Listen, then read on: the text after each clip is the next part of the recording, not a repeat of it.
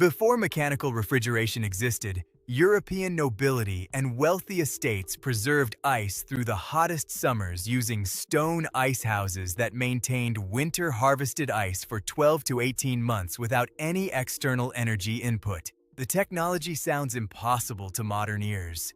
How could ice harvested from frozen ponds in January remain solid through 90-degree August weather without refrigeration equipment?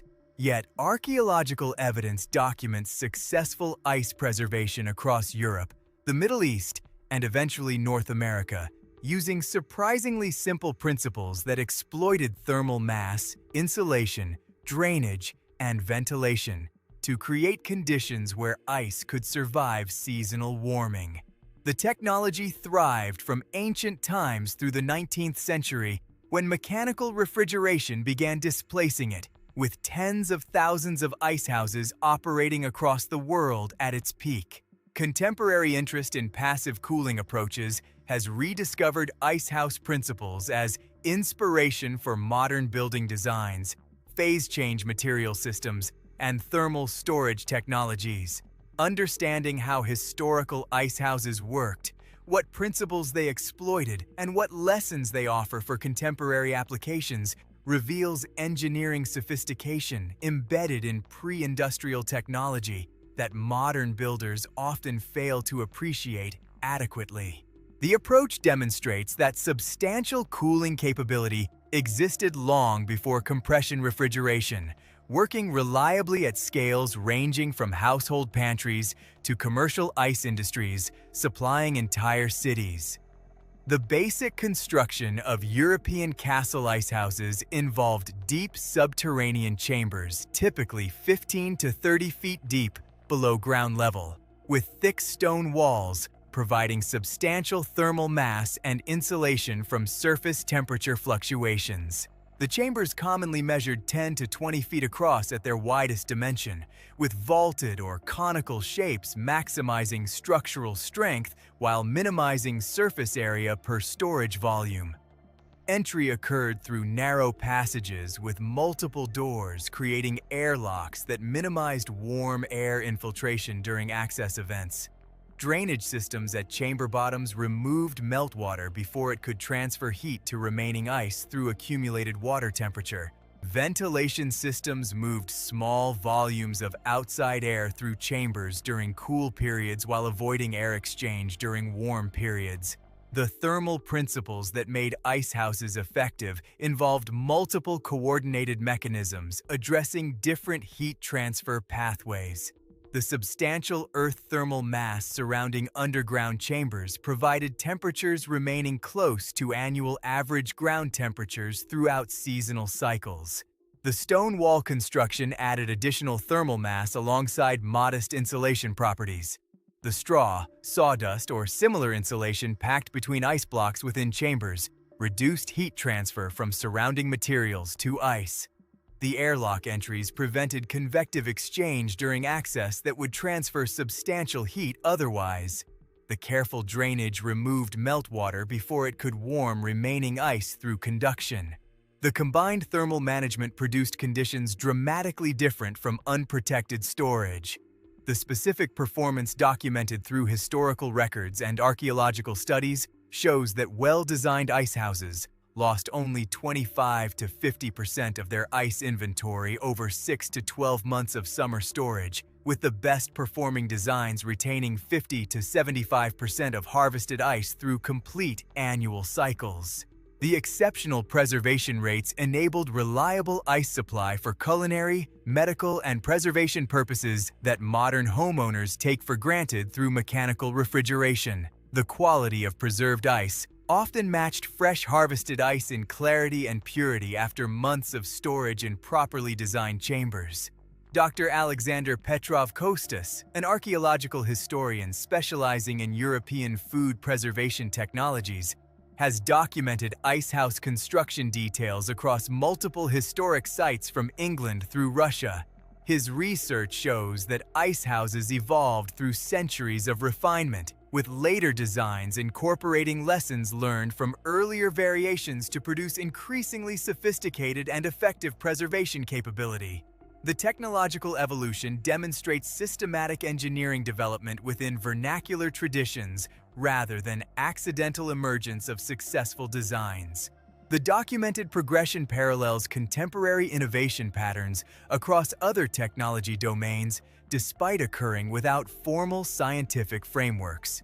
The social and economic significance of icehouse technology extended far beyond household cooling convenience into substantial commercial enterprises during peak usage periods.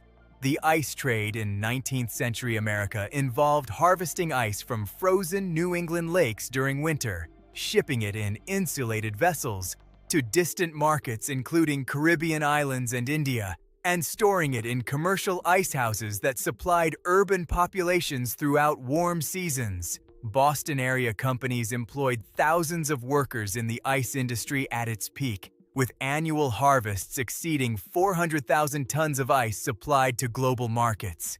The industry demonstrated that passive cooling technology could support substantial commercial enterprises at scales that seem impossible by modern intuition. Catherine Donovan Fletcher, an economic historian researching pre-industrial cooling industries in North America, has documented the remarkable scale of 19th century commercial ice operations. Her research shows that the 1860 American ice industry produced preserved cooling capacity equivalent to substantial portions of contemporary small-scale mechanical refrigeration output at costs competitive with alternative cooling approaches available at the time. The industry employed sophisticated harvesting, shipping, storage, and distribution infrastructure, demonstrating engineering capability often underestimated in popular historical understanding. The economic scale validates that passive cooling technology delivered meaningful commercial services rather than being merely curiosity of historical elite households. The construction materials for ice houses varied regionally based on available resources, with common combinations including local stone walls, hand-hewn timber roofs, clay or concrete bottom drainage systems, and straw or sawdust insulation. The regional material availability shaped specific design variations while maintaining core engineering principles across diverse geographic contexts. English ice houses often featured elaborate stone construction reflecting the wealth of country estates building them. American ice houses on commercial scales used more utilitarian materials appropriate to industrial rather than domestic applications. Middle Eastern yakhchals used adapted construction suited to hot, arid climates where evaporative cooling supplemented insulation and thermal mass. The integration of ice houses with household operations involved careful logistical coordination that contemporary homeowners rarely appreciate. Ice harvesting occurred during the coldest weeks of winter when ponds or lakes reached adequate ice thickness for efficient harvesting. Transport to storage chambers required moving tons of ice over short periods using specialized equipment. Careful packing with insulation materials maximized chamber storage density while preventing ice blocks from fusing into inseparable masses. Regular inspection monitored drainage and detected any issues requiring attention before affecting stored inventory. Daily or weekly retrieval for household use proceeded with attention to minimizing warm air exchange during access events. The operational sophistication required skilled attention that pre-industrial households dedicated to this essential infrastructure. Now, for the obstacles and limitations that affect contemporary applications of ice house technology. First, the space requirements for meaningful ice storage exceed what most contemporary residential properties can accommodate. Historic ice houses occupied substantial land areas and required extensive excavation that modern residential lots typically cannot support. Contemporary applications would need either substantially reduced scale with correspondingly limited capacity or specialized circumstances with adequate space for historic scale construction. The space limitations confine most contemporary applications to demonstration projects or specialized contexts rather than practical residential uses. Second, the labor requirements for ice harvesting, transport, and storage exceed what most contemporary households would invest. The pre-industrial ice industry depended on seasonal labor availability and cultural acceptance of substantial physical work for household preservation needs. Contemporary households typically lack both the time flexibility and physical capability for traditional ice harvesting approaches. Mechanized alternatives for contemporary applications would need to address these labor constraints, potentially adding cost and complexity that undermine the simplicity advantages of traditional approaches. Third, the ice source availability limits applications to regions with reliable winter ice formation. Climate change has already reduced reliable ice availability across many regions that previously supported traditional ice harvesting. Future climate trajectories suggest continued reduction in natural ice availability, limiting traditional icehouse applications to northern regions that retain reliable winter conditions. Contemporary applications in warmer climates would require mechanical ice production that undermines the passive energy characteristics that make traditional approaches interesting. Fourth, the regulatory and zoning constraints complicate contemporary icehouse construction. Most residential zoning regulations don't accommodate subterranean food storage structures without specific approvals. Health department requirements for food storage facilities may not align with traditional icehouse characteristics. Contemporary construction codes typically assume conventional building types with specific engineering standards that traditional icehouses don't straightforwardly satisfy. The regulatory challenges create obstacles beyond the physical construction requirements. Fifth, the economic case for contemporary icehouse applications typically doesn't justify construction costs against available alternatives. Modern refrigeration provides reliable cooling at modest operating costs that traditional icehouses cannot match in practical applications. The construction costs for contemporary icehouse equivalents typically exceed what modern refrigeration alternatives would cost across decades of operation. The economic analysis discourages contemporary applications except where demonstration value, historical preservation, or aesthetic preferences motivate construction beyond pure practical consideration. Despite these contemporary challenges, the principles embedded in traditional icehouse technology continue informing modern cooling approaches in ways that deserve appreciation and study.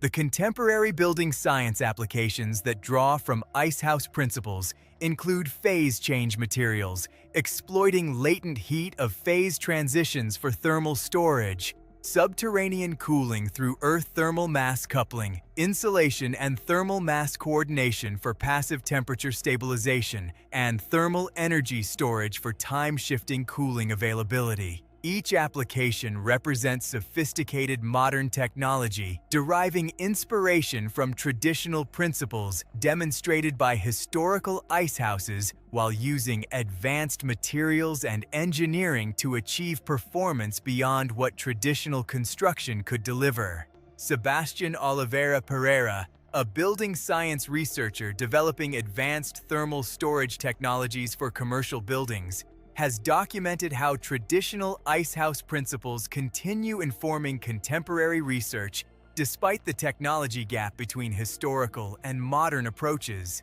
His research integrates phase change materials with earth coupling and insulation strategies that parallel icehouse engineering while using contemporary materials for performance that traditional construction couldn't achieve. The research trajectory shows how traditional technologies retain relevance as conceptual inspiration even when direct application becomes impractical. The psychological dimensions of studying traditional icehouses extend beyond engineering insights into broader appreciation for pre-industrial engineering sophistication. Contemporary culture often dismisses pre-industrial technology as primitive or inadequate compared to modern alternatives. missing the sophisticated engineering actually embedded in traditions that supported complex civilizations across millennia. The Ice House example illustrates how traditional engineering achieved remarkable capabilities using principles that modern analysis validates as scientifically sound, despite emerging without formal scientific frameworks.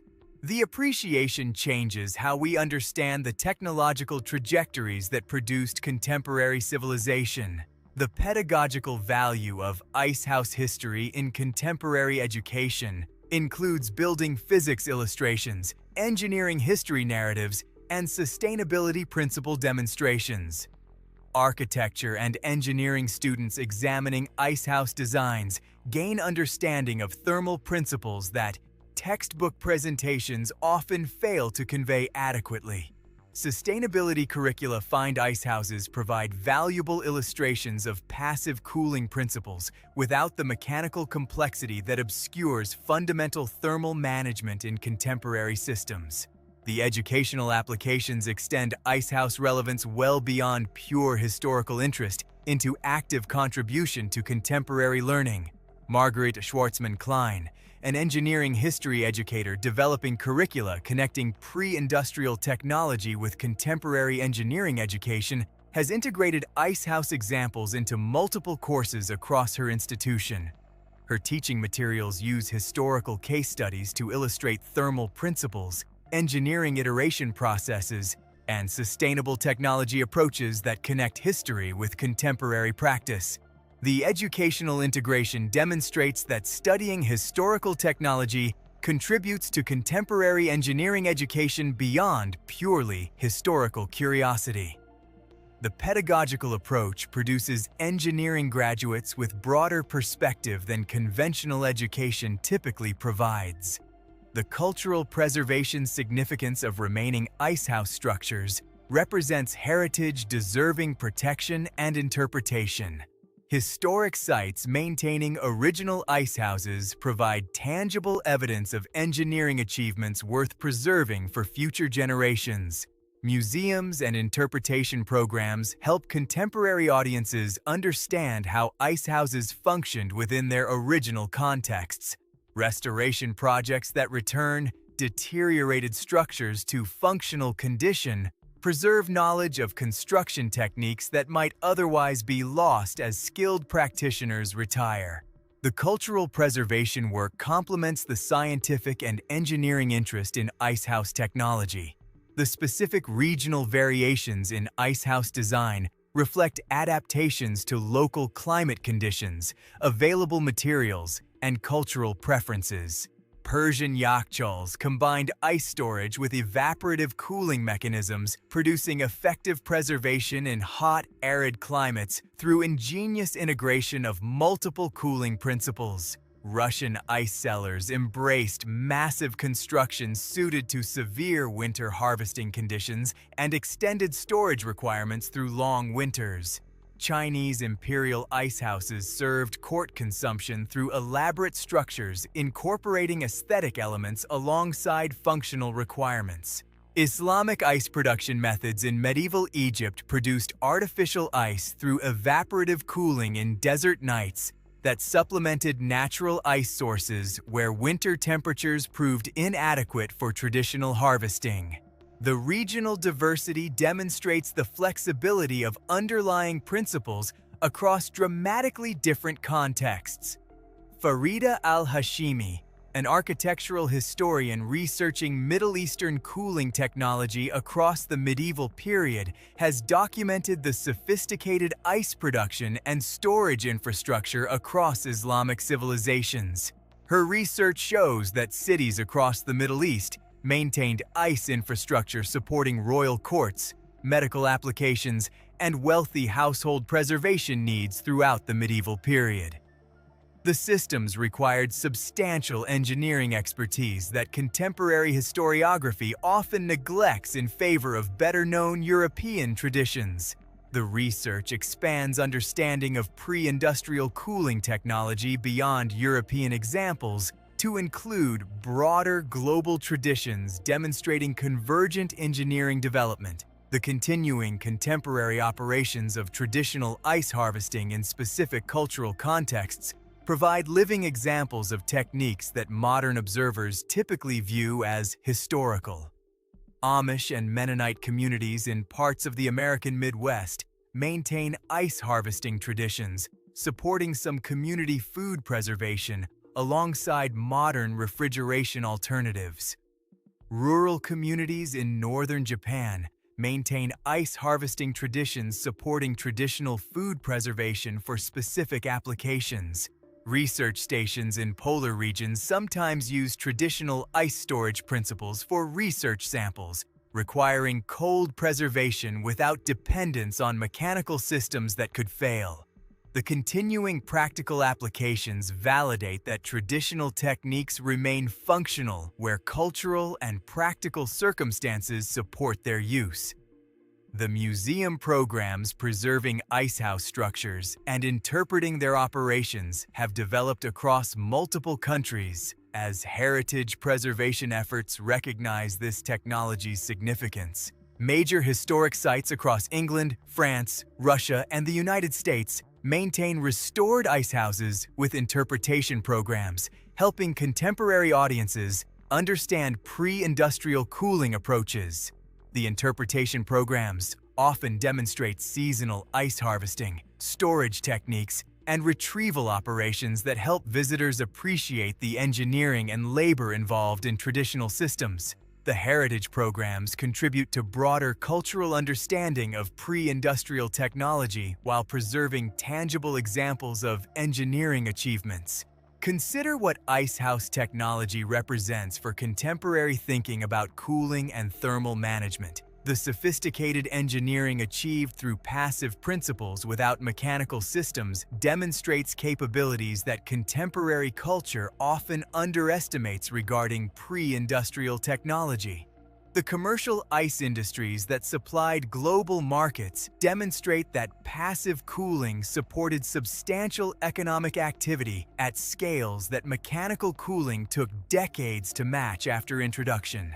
The principles embedded in icehouse design inform contemporary research on phase change materials, thermal storage, and passive cooling in ways that influence ongoing technology development. The educational applications connect historical engineering with contemporary learning to produce more comprehensive understanding of technology development. The cultural preservation significance of remaining structures contributes to heritage preservation alongside engineering history. The aesthetic and contemplative dimensions of icehouse construction speak to human relationships with technology that pure efficiency metrics cannot capture. The question isn't whether traditional icehouses should return as practical solutions in contemporary contexts where mechanical refrigeration addresses cooling needs adequately. The question is, what principles from this sophisticated pre-industrial technology might inform better contemporary approaches to thermal management, passive cooling, and integrated building systems? The answers involve recognizing value in thermal mass for temperature stabilization, appreciating insulation integration for loss prevention, understanding system coordination across multiple mechanisms for performance beyond individual measures, and respecting traditional engineering as legitimate achievement worth studying seriously. For anyone interested in building science, engineering history, or sustainable technology, examining icehouse traditions provides rewarding perspective on what pre-industrial engineering accomplished and what lessons remain relevant for contemporary challenges. The transition from icehouses to mechanical refrigeration across the late 19th and early 20th centuries provides fascinating case study of technology replacement patterns with contemporary relevance. The mechanical alternatives offered capabilities that traditional icehouses couldn't match, including continuous reliable operation, independence from seasonal ice harvesting, lower space requirements, and eventual cost advantages as the technology matured. The replacement proceeded gradually across decades rather than abruptly, with traditional and mechanical systems coexisting during transition periods. The economic and social dimensions of the replacement process offer lessons applicable to contemporary technology transitions where established technologies face disruption from new alternatives. The historical experience illuminates patterns repeated in many other technology transitions across subsequent decades. Dmitry Volkov-Sterling, a technology historian examining the mechanical refrigeration revolution and its social impacts, has documented how the transition from traditional ice to mechanical cooling fundamentally transformed food systems, medical practices, building designs, and urban infrastructure across approximately 60 years of adoption. His research shows that the mechanical alternative didn't simply replace icehouse function, but enabled entirely new patterns of food production, distribution, and consumption that previous technology couldn't support. The transformation illustrates how technology replacement often enables rather than merely substitutes, creating new possibilities that earlier technology constraints prevented. The historical analysis provides context for evaluating contemporary technology transitions with similar transformative potential. The contemporary revival interest in icehouse principles among sustainability enthusiasts and off-grid homesteaders demonstrates continued relevance of traditional approaches in specific applications. Off-grid properties without reliable grid electricity sometimes use icehouse-inspired approaches for food preservation during warm seasons.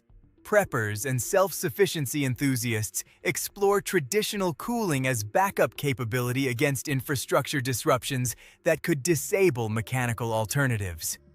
Research programs developing resilient off-grid systems sometimes include traditional ice storage alongside contemporary alternatives.